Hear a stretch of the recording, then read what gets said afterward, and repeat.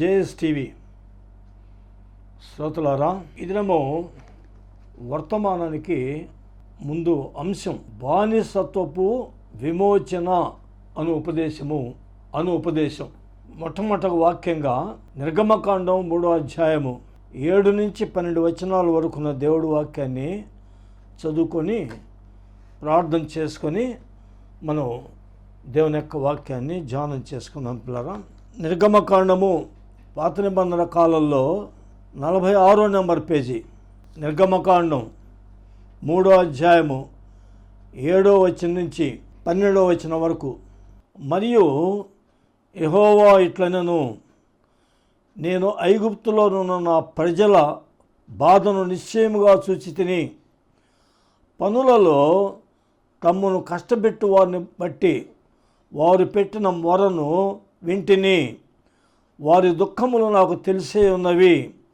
కాబట్టి ఐగుప్తీయుల చేతిలో నుండి వారిని విడిపించుటకు ఆ దేశము నుండి విశాలమైన మంచి దేశమునకు, అనగా కనానీయులకు, హిత్తీయులకు, అమోరీయులకు, పెరిజ్జీయులకు, హివ్వీయులకు, ఎబూసీయులకు నివాస స్థలమైన పాలు తేనెలు ప్రవహించు దేశమునకు వారిని నడిపించుటకు దిగి వచ్చి ఉన్నాను. దేవుడికి స్తోత్రం కలుగును గాక.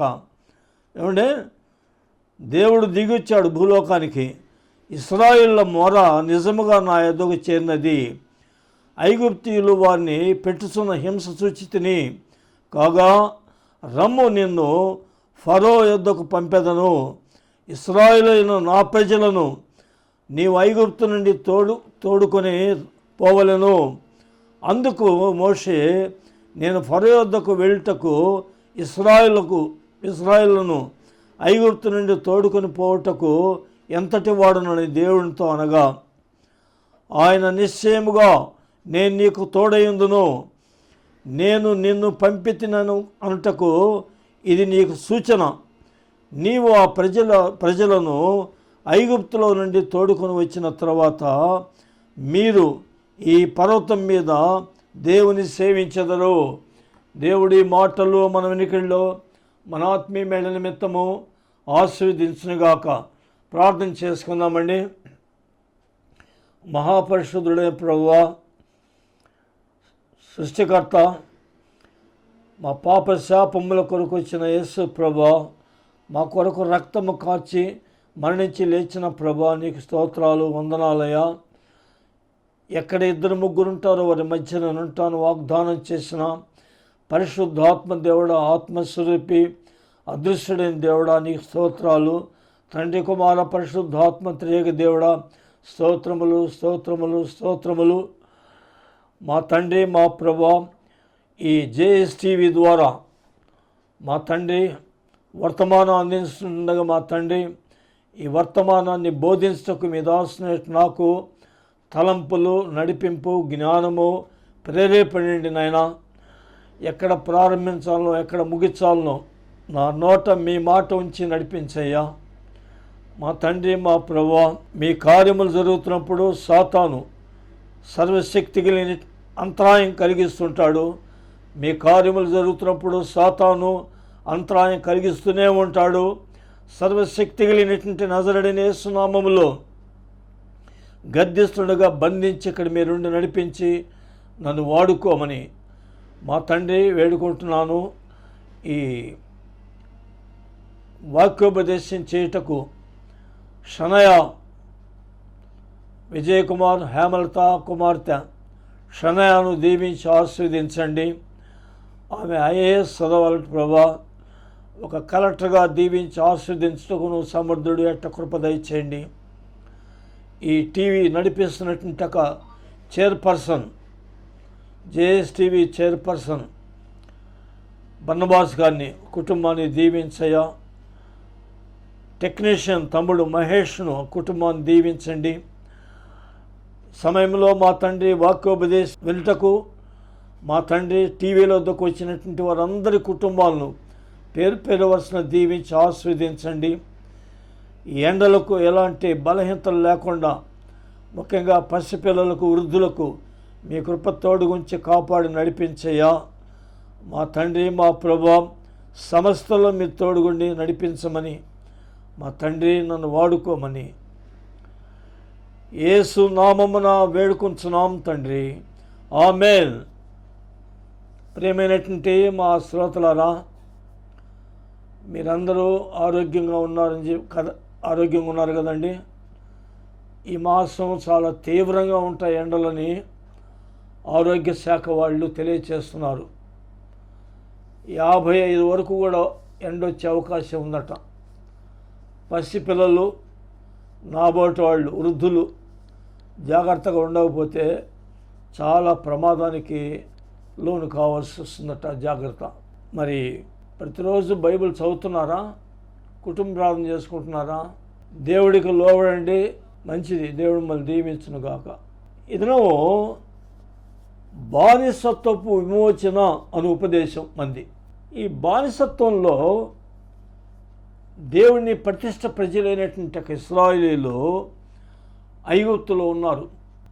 ఐగుప్తులో ఫరో అనేటువంటి చక్రవర్తి, ఆయన యొక్క బానిసత్వంలో పాపం వీళ్ళు వెట్టి చాకిరి చేస్తూ నానాక బాధలు పడుతున్నటువంటి సందర్భంలో వాళ్ళు మొరపెట్టారట దేవుడికి.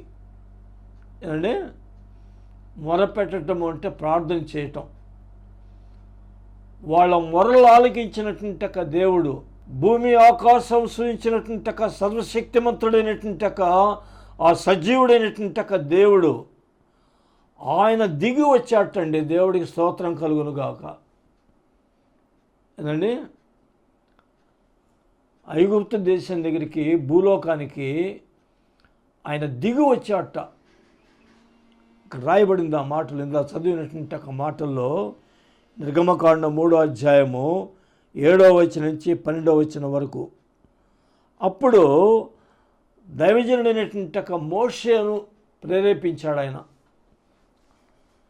తరచుగా చెప్తుంటా, ఆదికాండ నుంచి ప్రకటన వరకు ప్రవక్తలు కానీ, అపోస్తులు కానీ, బైబిల్లో ప్రసిద్ధి చెందినటువంటి భక్తులు కానీ ఏ మాట రాసినా వాళ్ళు దైవాత్మ పూర్ణులై పరిశుద్ధాత్మ దేవుని యొక్క ప్రేరేపణ చేత రాసిన మాటలే కానీ అది వాళ్ళ యొక్క సొంత జ్ఞానం కాదనే మాట మీ ఆత్మీయ జీవితాన్ని బలపరిచేదానికి అప్పుడప్పుడు చెప్తూ ఉంటా. కాబట్టి ఈ మోషే అనేటువంటి దైవజనుడిని పరిశుద్ధాత్మ చేత ప్రేరేపించి, అయ్యా నువ్వు రా, నేను ఐగుప్తు దేశాన్ని పంపిస్తాను. చదివినటువంటి మాటల్లోనే నేను ఈ విధంగా వివరిస్తున్నా. ఐగుప్తు దేశంలో నా ప్రజలు చాలా బాధలు పడుతున్నారు, వెట్టి చాకిరీ చేస్తున్నారు. వాళ్ళను ఆ బానిస జీవితంలో నుంచి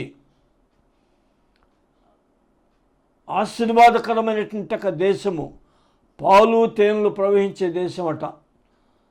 అంటే రోడ్లో పాలు తేనెలు ప్రవహిస్తుంటాయని కాదు. ఆత్మీయ అర్థం ఏంటంటే వాళ్ళు నాటనటువంటి పలవృక్షములు తింటారు, వాళ్ళు భుజిస్తారు. ఇవన్నీ బైబిల్లో ఉండే మాటలు నేను నోటితో చెప్తున్నా. బైబిల్ దేవుడి యొక్క మాటలు. ఆదియందు వాక్యము ఉండెను, వాక్యము దేవుని దండును, వాక్యము దేవుడు. ఈ బానిస జీవితాలు జీవిస్తున్నటువంటి వాళ్ళను ఎన్నో కష్ట నష్టాలు కోర్చి ఎండనక గాలనక ఆ ఫరో రాజు యొక్క చేతి కింద అమితమైనటువంటి బాధలు అనుభవిస్తున్నటువంటి వాళ్ళ పట్ల దేవుడి కృప ఎంత గొప్ప చూడండి. దేవుడికి స్తోత్రం, హల్లెలూయా. దేవుడి ప్రేమ, దేవుడు లోకమును ఎంతో ప్రేమించాడు. ఆనాటి ఇశ్రాయేలు మాత్రమే కాదు కానీ మనం నూతన ఇశ్రాయేలు అంటారు మనల్ని. మరి ఎంత ప్రేమ ఆయనకు, గొప్ప ప్రేమికుడు ఆయన. ప్రపంచంలో ఎవరు కూడా ఆ విధంగా ప్రేమించినటువంటి దేవుడు ఎవరు లేరు. అందుచేత ఆ ప్రేమ కలిగినటువంటి దేవుడు, దయాదాక్షిణ్యం కలిగినటువంటి దేవుడు ఐగుప్తు దేశంలో బానిసలుగా ఉన్నటువంటి ఆ సమయంలో ఆయన చూడలేకపోయినట్ట. ఎంత గొప్ప దేవుడు అండి, ఇంత గొప్ప దేవుడు నాకు దొరికాడు. అది నా భాగ్యం. మరి ఈ రీతిగా నువ్వు ఐగుప్తు దేశానికి పోయారంటే ఈయన సాకులు చెప్తున్నాడు. ఎవరు? మోషే గారు. ఇశ్రాయేలు ప్రజలకు ప్రథమ ప్రవక్త ఆయన. నేను నోటి మాంది ఉండేవాడిని, మా అన్న అహరోను ఉన్నాడు, ఆయన మంచి వాక్యాతులం గలవాడు, అది నేను చెప్పి ఏవో తప్పించుకొని చూస్తున్నాను. ఆయన తెలుసు ప్రభువుకు హృదయాంతరంగాలు ఎగిరినటువంటి వాడు. అయ్యా కాదు, నువ్వే కావాలా, ఇదేంద్ర పెద్ద చిక్కు సమస్య వచ్చిందని మోషే గారు అనుకొని ఉంటాడు మనసులో. నన్ను పట్టుకున్నాడు ఈయన, నాకన్నా పెద్ద పెద్ద జ్ఞానులు ఉంటే వాళ్ళని వదిలేసి నన్ను పట్టుకున్నాడే అని. దేవుడట తృణీకరింపబడిన వారిని, వెర్రివారిని, అజ్ఞానులు పట్టుకుంటాడట. అది 1 కొరింథీ పత్రికలో 1వ అధ్యాయంలో ఉంది. అది ఇప్పుడు మన సబ్జెక్ట్ కాదు, అది మన సంశయం కాదు. ఆయన్ను మరి ఏర్పాటు చేసుకొని ఆకర్షించి మోషేను ఐగుప్తు దేశానికి పంపించాడు. అక్కడి నుంచి వచ్చేటప్పుడు ఎర్ర సముద్రం అనేది ఎదురైంది. బైబిల్లో ఉండే మాటల మీరు ఎన్నోసార్లు వినుంటారు, ఎన్నోసార్లు చదివి ఉంటారు, బైబిల్ బాగా చదివేవాళ్ళు. అది పిల్లరా 2గా పాయలుగా చేసి 6 నెలల మీద నడిపించాట. వండర్స్ ఆఫ్ ది వరల్డ్, ప్రపంచ గిన్నీస్ బుక్లో ఇది ఎక్కిందని చెప్పి నేను విన్నా. ఏమండి? వండర్స్ ఆఫ్ ది వరల్డ్, అద్భుతాలలో ఒకానొక అద్భుతం ఏంటంటే ఎర్ర సముద్రాన్ని యెహోవా దేవుడు మోషే ద్వారా ఒక వ్యక్తిని అక్కడ నిలబెట్టి ఆయన చేసి వీళ్ళకిస్తాడు ఆ ఘనత. ఎంత గొప్ప చూడండి. చెయ్యి పైకెత్తాడు ఎవరు? దైవజనుడైన మోషే. ఈయన చెయ్యి పైకెత్తే ఒక కాలువ కూడా మరి చీల్చలేడు, మానవ శక్తి అది. పరోక్షంగా దైవజనుడైనటువంటి ఒక మోషేకు ఎర్ర సముద్రం 2గా పాయలుగా చేయించాడు. దేవుడికి స్తోత్రం. సహజంగా అందరూ ఏమనుకుంటారు, మోషే ఎర్ర సముద్రాన్ని చీల్చాడు, మోషే ఎర్ర సముద్రాన్ని తీల్చాడు. జాగ్రత్తగా ఆత్మీయంగా ఆలోచిస్తే చీల్చింది ఆయన, పేరిచ్చింది ఈయనకు. సరే, ఆశీర్వాదకరమైనటువంటి ఒక దేశమైనటువంటి కనానుకు తోడుకొని పోవటం దేవుని యొక్క సంకల్పం. ఏమండి? దేవుని యొక్క చిత్తం, దేవుడి యొక్క ఉద్దేశం. ప్రియమైనటువంటి దేవుని కుమారులారా, దేవుని కుమార్తెలారా, ఈ సమయంలో నేను ఒక విషయం మనవి చేస్తున్నా. దేవుడి ప్రతిష్ట ప్రజలు ఇరుకులు, ఇబ్బందులు, వేదనలు, శోధనలు, బాధల్లో ఉంటే ఆయన పరలోకంలో సింహాసనం మీద కాలు వేసుకొని కూర్చొని చికెన్ బిర్యానీలు, మటన్ బిర్యానీలు తినచ్చు. కానీ దేవుడి యొక్క ప్రజల యొక్క కష్టాలు ఆయన చూడలేడు. అటువంటి దేవుడి దగ్గర రావాలనే మనం ప్రచారం చేసేది. మేము గ్రామాలలో, పట్టణాలలో ఈనాడు దేవుడి యొక్క వాక్యం ప్రకటించేదానికి ఉద్దేశం ఏంటంటే, దేవుడు he is loving God, he is redeemer, విమోచకుడు ఆయన. అందుచేత మరి ఈ విమోచించేదానికి దేవుడు కిందికి దిగి వచ్చాడు. దైవజనుడైనటువంటి యేసన్ గారు ఒక పాట రాశాడు, కీర్తన పుస్తకం 74లో. నా విమోచకుడా యేసయ్యా,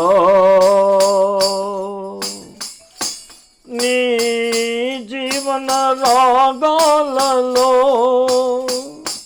నీ నామమే ప్రతిధ్వనిల్చెనే. నా విమోచకుడా యేసయ్యా,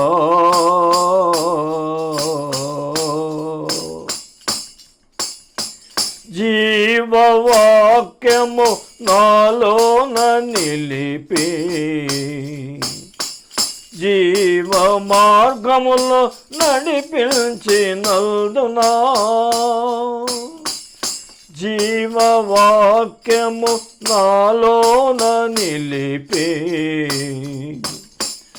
జీవ మార్గములో నడిపించినందునా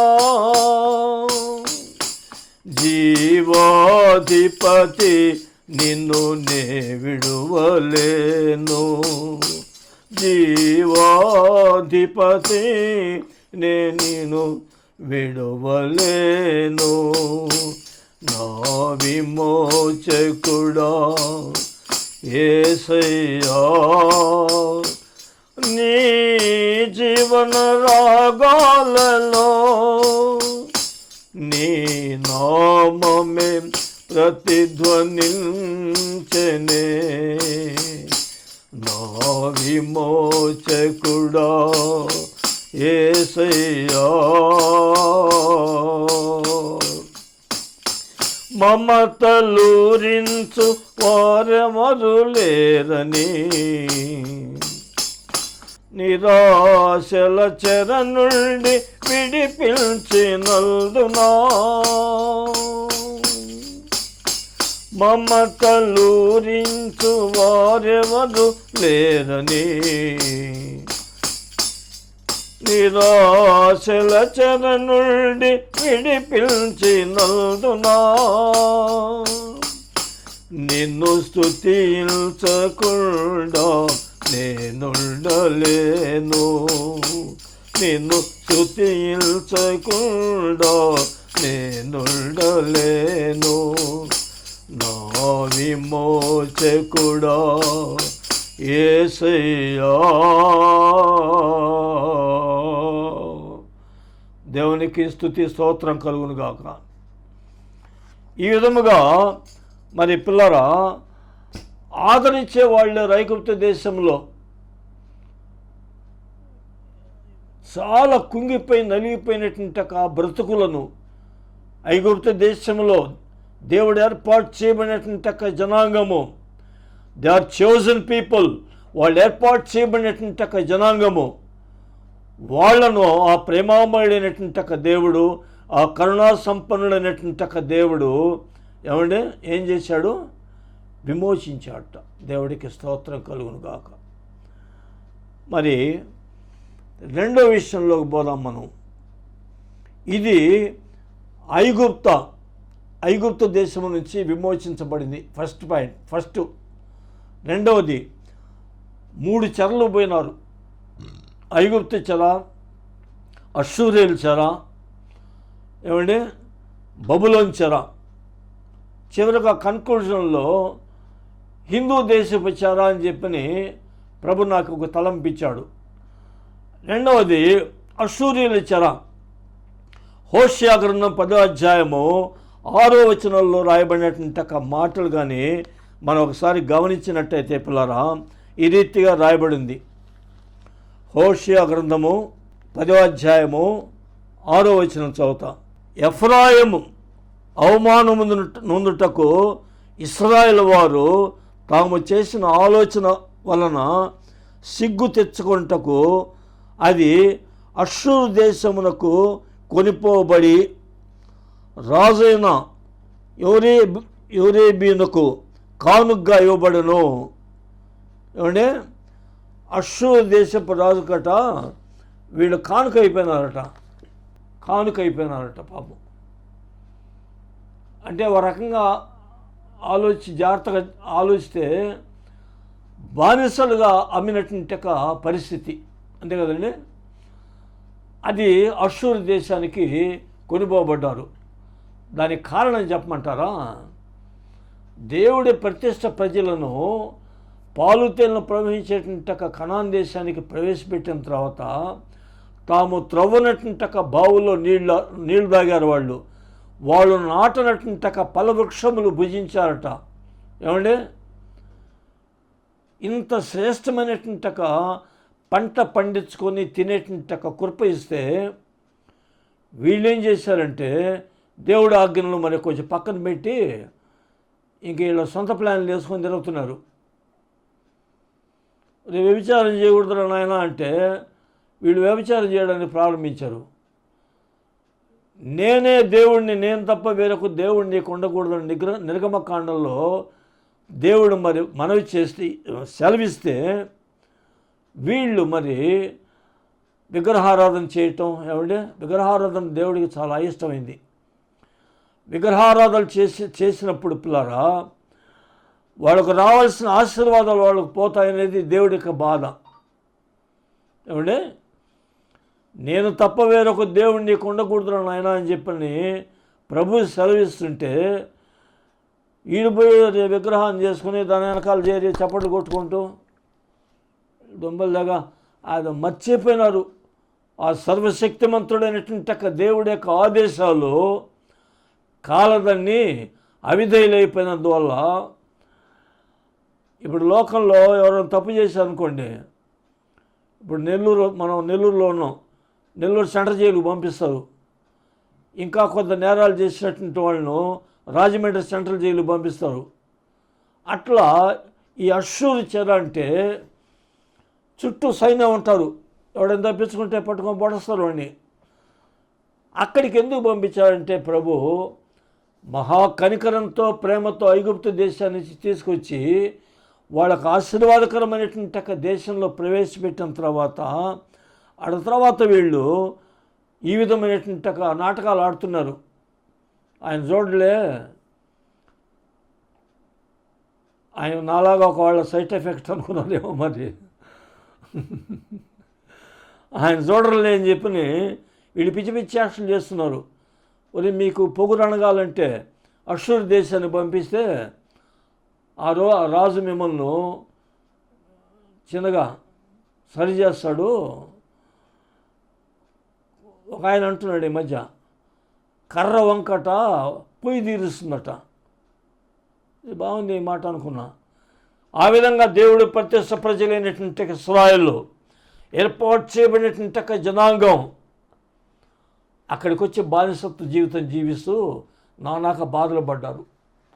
ఇకపోతే బబులోన్ చెర, ఏంటంటే మొట్టమొదటిగా ఐగుప్తు చెర, రెండవది అశ్షూరీల చెర, మూడవది బబులోన్ చెర. ఈ బబులోన్ చెర అనేటువంటిది ఇర్మియా గ్రంథం 25వ అధ్యాయము 12-13 వచనాల్లో ఉన్న దేవుడి వాక్యాన్ని మనం జాగ్రత్తగా గమనించినట్లయితే అక్కడ ఈ రీతిగా రాయబడింది. ఇర్మియా గ్రంథము 25వ అధ్యాయము 11-12 వచనాల్లో రాయబడిన మాటలు, ఈ దేశమంతయు పాడుగా నిర్జనముగాను ఉండును. ఈ జనులు 70 సంవత్సరములు బబులోన్ రాజునకు దాసులుగా ఉందురు. బబులోన్ దేశపు రాజు అయినటువంటి ఆ బబులోన్ చక్రవర్తి లేక రాజు, ఈ జనులు 70 సంవత్సరములు బబులోన్ రాజునకు దాసులుగా ఉందురు. యెహోవా వాక్కు ఇదే, 70 సంవత్సరములు గడిచిన తరువాత వారి దోషములు బట్టి నేను వారిని బబులోన్ రాజునకు ఆ జనులను కల్దీల దేశమునకు శిక్షించి ఆ దేశం ఎల్లప్పుడూ పాడవునట్లుగా నియమింతును. ఈయన బబులోన్ దేశానికి పంపించాడు దేవుడు. వాళ్ళు యూదులు అంటారు. దీని మీద తెలియని వాళ్ళకు ఒక చిన్న మాట చెప్తాను నేను అర్థమయ్యేదానికి. మామూలుగా దేవుడి ప్రతిష్ట ప్రజలు ఎవరంటే ఇస్రాయేలు మరి 12 గోత్రాలు, గోత్రకర్తల వల్ల గోత్రాలు వచ్చాయి. వీళ్ళు రెండుగా రాజ్యంగా చీలిపోయింది, ఇశ్రాయేలు గోత్రం, యూదా గోత్రం అని. ఆ యూదా అనేటువంటి ఒక వ్యక్తిని బట్టి వీళ్ళు యూదులైనారు. ఇశ్రాయేల్ అన్న యూదులైనా ఒకటే. వాళ్ళలో వాళ్ళు కొద్ది వ్యత్యాసాలు వచ్చినందువల్ల చీలిపోయి ఈ విధంగా వాళ్ళు బబులోని చెరవపోయినారు యూదులు. ఏమండి, అక్కడ ఆ ప్రేమ కలిగినటువంటి ఒక దేవుడు మళ్ళా బబులోన్ దేశంలో వాసులను శిక్షించి మళ్ళీ ఆయన చిన్నగా తీసుకొని బయలుదేరి జెరుబ్బాబేలు, నెహెమ్యా వాళ్ళ యొక్క నాయకత్వంలో మళ్ళీ యెరూషలేముకు రండి నాయన, మీరు తప్పులు చేసినా కూడా మీ మీద నాకు ప్రేమ ఉంది కాబట్టి నేను ఏర్పాటు చేసుకున్నాను కనుక మిమ్మల్ని క్షమిస్తున్నాను అన్నాడు ఆయన. అటని చెప్పిన మనం తప్పులు చేసుకుంటూ పోకూడదు, ఆత్మీయంగా మనకు అన్వయించుకుందాం దీన్ని. దేవుడు బబులోను రాజు దేశంలో యూదులను చేసిన దేవుడు, క్షమించిన దేవుడు, మనం కూడా ఆయన క్షమించే దేవుడు అని చెప్పని పిచ్చి పిచ్చి చేష్టలు చేస్తే మనం ఎప్పుడు చచ్చిపోతామో మనకు తెలియదు. అది జ్ఞాపకం పెట్టుకోండి. ఒక ఆయన వచ్చాడు నా దగ్గరికి, నా కూతురికి పెళ్లి చేయాలన్నాడు. అయ్యా, మొట్టమొదటిగా బాప్టిజం ఉండాలా, సంఘంలో ప్రకటన చేయాలా, అది క్రమము అన్నా. ఆయన అంటాడు నాతో, సిలువ మీద దొంగ ఉన్నాడు, ఆయనకు బాప్టిజం లేదు, నేడు నాతో కూడా పరదేశకు వస్తామని చెప్పని ప్రభు అన్నాడు కదా అన్న. అప్పుడు వెంటనే ప్రభు నాకు తలంపించాడు, మీ అమ్మాయి సిలువ మీద ఉందా లేకపోతే భూమి మీద బాగుందా అన్న. సంచి సంఘంలో పెట్టుకొని పోయినాడు. ఎందుకు చెప్తున్నానంటే పిల్లరా, జాగ్రత్తగా సిద్ధపడి ఉండాలా, మారు మనసు పొందాలా, పాపములు ఒప్పుకోవాలా, పశ్చాత్తాపడాలా, శక్తి కలిగినటువంటి రక్తము ద్వారా విమోచించబడాలా, బాప్తిజం తీసుకోవాలా, క్రమంగా ఆదివారం ఆరాధనకు వెళ్ళి ఆత్మీయంగా ఉండేటువంటి ఆరాధనకు వెళ్ళండి. ఎవరైనా సరే చెప్పేది, పిచ్చి పిచ్చి సిద్ధాంతాలు ఉండేటువంటి కొన్ని సంఘాలు నేను చూచి ఇదే ఉపదేశంలో స్వామి అనుకున్నా.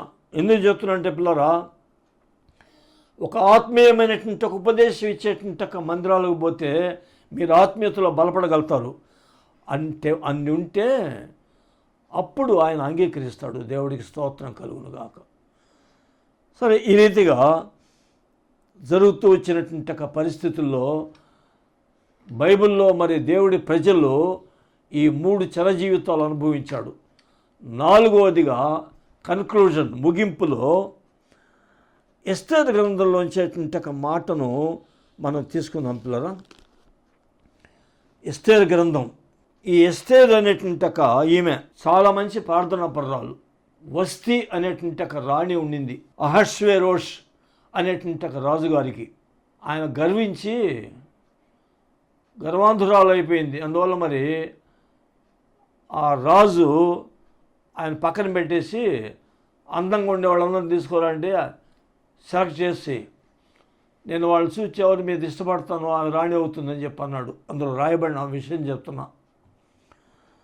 అప్పుడు దేవుడి కృప వల్ల ఎస్తేర్ అనేటువంటి ఈమె రాణివాసం అనేటువంటిది ఆమెకు దొరికింది. దేవుడికి స్తోత్రం. ఈ ఎస్తేరు అనేటువంటి మాటకు అర్థం ఏంటంటే నక్షత్రము. నక్షత్రాలు వెలుగుతుంటాయి ఆకాశంలో. ఒక వెలిగేటువంటి స్త్రీ ఆమె. ఏమంటే ఒక వెలిగేటువంటి స్త్రీ ఆమె. భారతదేశం, హిందూ దేశము అనేటువంటి దాంతో అహస్వేరోష్ దినాలలో బైబిల్లో ఎక్కడా లేదు. కానీ పిల్లరా, మొట్టమొదటి అధ్యాయము 1వ వచనంలో మనం చూస్తే ఎస్తేరు గ్రంథం పేజీ నెంబర్ 414, పాత నిబంధనల కాలంలో ఎస్తేరు అహస్వేరోష్ దినములలో జరిగిన చర్యలు వివరణ హిందూ దేశం మొదలుకొని కూషు దేశం వరకు 127 సంస్థలను అహస్వేరోషు ఏలెను. హిందూ దేశము అనేటువంటిది పిల్లరా మరి బైబిల్లో ఎక్కడా కూడా లేదని చెప్పి నేను ఇందాక మేము మనవి చేశా. ఈ హిందూ దేశం వరకు ఈయన అహస్వేరోష్ పరిపాలించాడు. ఈమెలో ఉన్నటువంటి ఒక ప్రత్యేకతను గురించి ఒక మాట చెప్పి దాని మీద కొన్ని తలంపులు మనం ధ్యానించుకుందాం. ఎస్తేరు గ్రంథం లోపలరా 4వ అధ్యాయము తీయండి. 4వ అధ్యాయము ఆమె గొప్ప ప్రార్థనాపరురాలు అనేటువంటి విషయాన్ని దాంట్లో నేను చెప్పబోతున్నా. ఆమె యొక్క ప్రార్థనా జీవితం వల్ల ఆమె యొక్క జనాంగము యూదులు మనలోంచి వాళ్ళు తప్పింపబడ్డారు. దేవుడికి స్తోత్రం కలుగును కాక.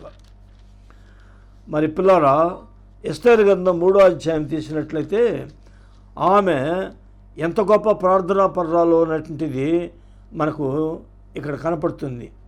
యూదా జనాంగానికి ప్రమాదం వచ్చింది, మరణ శాస్త్రం రాయబడింది, ఇంకా వాళ్ళు మరణించేట సమయంలో తన స్వజనాంగాన్ని రక్షించుకోవాలనేటువంటి ఉద్దేశంతో ఆమె మరి ఉపవాసం ఉండి వాళ్ళు ఆయన అనుచరులంతా కూడా ప్రార్థన చేసినట్లుగా అక్కడ రాయబడింది. 4వ అధ్యాయము 15-16 వచనాలు.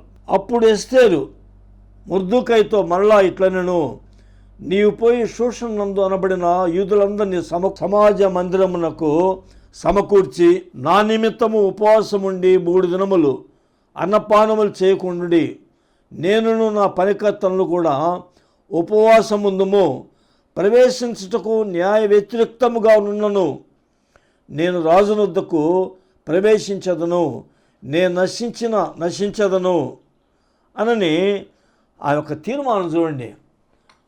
ఒక రాజరికము అనేటువంటిది కలిగినటువంటి ఒక ఎస్తేరు పిల్లరా, ఒక రాజరికం ఉండేటువంటి ఒక ఆమె జనాంగం కోసం మరి ఉపవాసం ఉండి ప్రార్థన చేసింది. దేవుడికి స్తోత్రం కలుగునుగాక. ఆ ఉపవాస ప్రార్థన శక్తి ఎంత గొప్పదంటే పిల్లరా, దేవుని ప్రతిష్ట ప్రజలైనటువంటి ఇశ్రాయేలీయులను మరణ శాసనము రాయబడినటువంటి సమయంలో ఇక వాళ్ళు మరణిస్తారు, వాళ్ళను కూడా బ్రతికించేదానికి రాజు తన యొక్క దండము చూపిస్తే తప్ప రాణి లోపల రావడానికి లేదు. కానీ ఎస్తేరు యొక్క గొప్ప తీర్మానం ఏంటంటే, నేను చనిపోయినా పర్లే, న్యాయ వ్యతిరేక్తమైనప్పటికీ నేను ప్రవేశిస్తా. దానికి కారణం ఏంటంటే నా జనాంగము వాళ్ళందరూ చనిపోయేట పరిస్థితిలో ఉన్నారని. దీని ఆత్మీయంగా మనకు అన్వయించుకుందాం. సువార్త వలన మనకు యూదులతో సమానమైనటువంటి వారసత్వం కలుగుతుందని ఎఫెసీ పత్రిక 4వ అధ్యాయంలో ఈ మాటలు ఉన్నాయి. ఎవరికైనా కావాలంటే నన్ను ఫోన్ చేసి అడగండి, రెఫరెన్స్ చెప్తా. సువార్త వలన, అందుకనే సంఘాల ద్వారా సువార్త చెప్పాల. సువార్త వలన యూదులతో సమానమైనటువంటి వారసత్వం అనేది ప్రభు మనకి ఇస్తాడు. దేవుడికి స్తోత్రం కలుగును గాక. మనకు అన్వయించుకుందాం.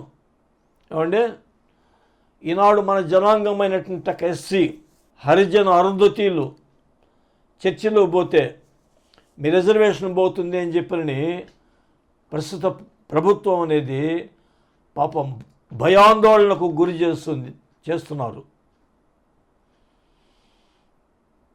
కొంతమంది పాపం ఏం తోచక, అయ్యో చర్చిలో పోతే మన ఉద్యోగాలు పోతే మనకు మన పిల్లలకు గడవాలి కదండి, ఆకలి అవసరం అందరికి ఒకటే అని చెప్తుంటా నేను.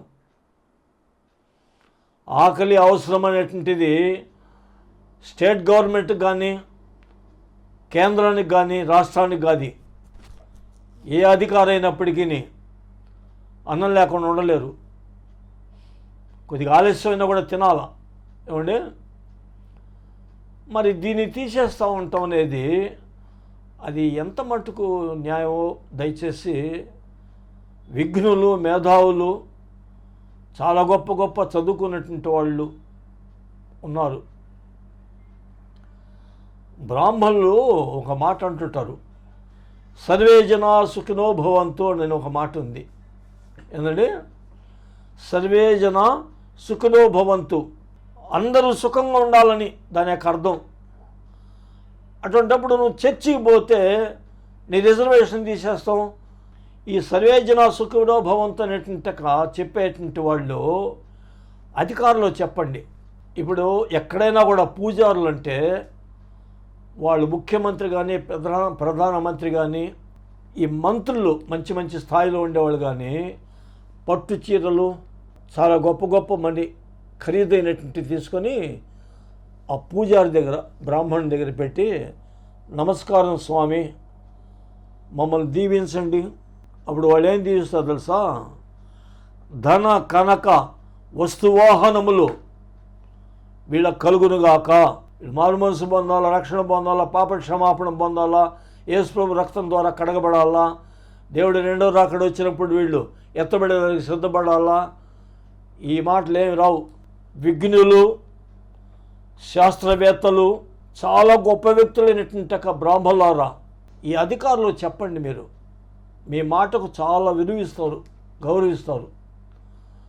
అందుచేత మరి మా మటుకు మేము ప్రార్థన చేస్తున్నాం. ఈ మధ్య అనంతపూర్లో కొన్ని చర్చిలు పడగొట్టేసి కొంతమంది పాస్టర్లు కొట్టారట. శాంతియుత ర్యాలీ అని విఆర్ కాలేజ్ దగ్గర నుంచి కలెక్టరేట్ వరకు మేము వెళ్ళడం జరిగింది. అందులో నేను కూడా ఉన్నా.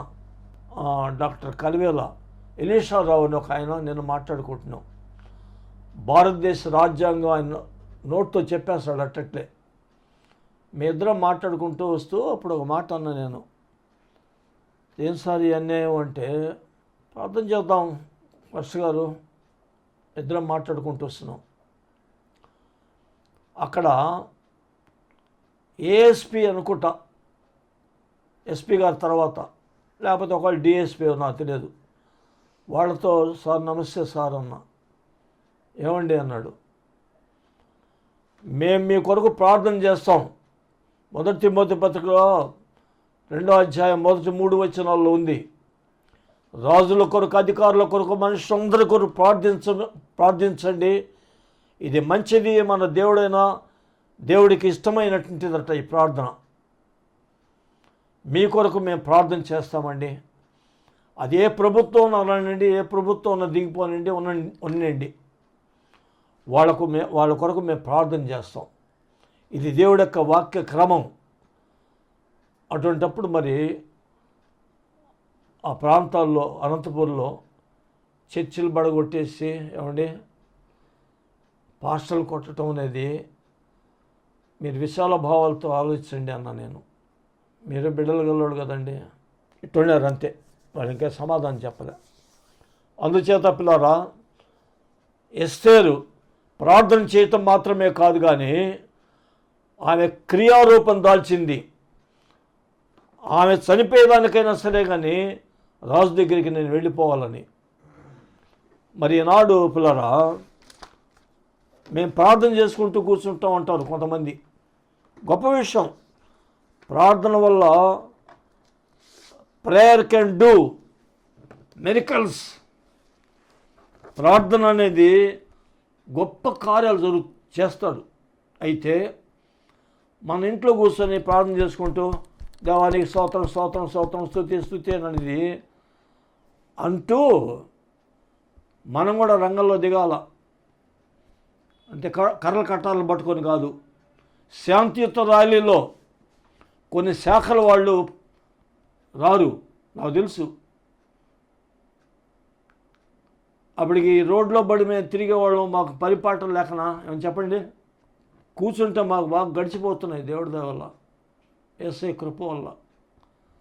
కానీ మా జనాంగం ఎస్సీలు, హరిజన అరుంధతీలకు అయ్యో కీడు కలుగుతుంది అని చెప్పని అధికారుల దృష్టికి తీసుకుని పోయి కలెక్టరేట్లో ఒక వినతి పత్రాన్ని ఇచ్చి వస్తూ ఉంటాం.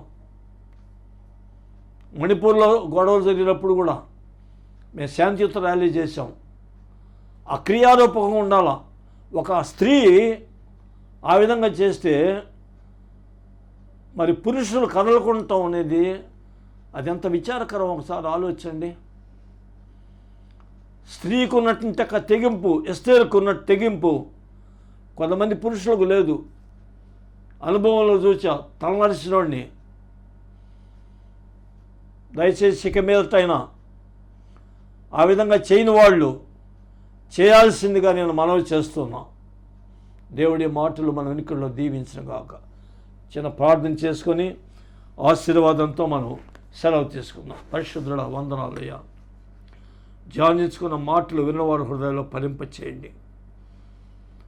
మా తండ్రి, ఇది ఎన్ని ప్రాంతాలకు మా ప్రభా ఈ వర్తమానం వైరల్ అవుతుందో వాళ్ళందరూ కూడా మా తండ్రి ప్రార్థన చేసి వాళ్ళు కూడా శాంతియుత ధర్నాల్లో పాల్గొని నాయకుల యొక్క దృష్టికి మా సమస్యలు, మా ప్రజలు పడుతున్నటువంటి యొక్క బాధలు తెలియచేయటం అనేటువంటిది చేయగలిగే నడిపించి దీవించమని యేసు నామమున వేడుకొంచున్నాం తండ్రి. ఆమేన్. తండ్రి, కుమార, పరిశుద్ధాత్మ దేవుని దీవెనలు ఈనాడు భారతదేశంలో, హిందూ దేశంలో బానిస బ్రతుకులు బ్రతుకుతూ అనేక కష్ట నష్టాలకు, ఉత్తర భారతదేశంలో అయితే నాన్ బైలబుల్ వారెంట్, ఈ విధమైనటువంటి శ్రమలు అనుభవిస్తున్నటువంటి బానిస జీవితం జీవిస్తున్నటువంటి మా క్రైస్తవ బిడ్డలకు, క్రైస్తవ నాయకులకు మీ కృప తోడై ఉండునుగాక. ఆమేన్. దేవుడు మనందరినీ దీవించి ఆశీర్వదించునుగాక.